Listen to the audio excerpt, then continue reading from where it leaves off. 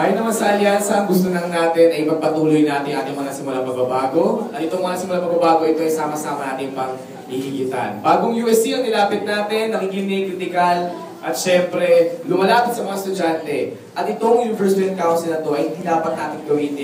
Hindi na dapat natin meron sa isang taon lang. Ang gusto natin ipagpatuloy pa ito kasama ng ating 5-point agenda. Alam ko, narinig yung 5-point agenda, pero uul ko natin sinasabi na kailangan natin na ipasa ang UP Diliman Students Magna Carta. Pangalawa, kailangan natin magkaroon ng isang mas maayos at mas magagamit na student center sa ating business hall.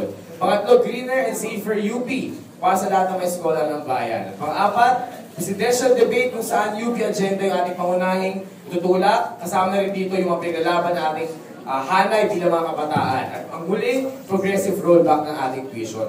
Ilan lamang ito sa mga paraan kung paano tayo konkretong susulong next year. Kaya naman sipin na ang panawagan ng alyansa. Sulong UP, tuloy tayo sa pagbabago.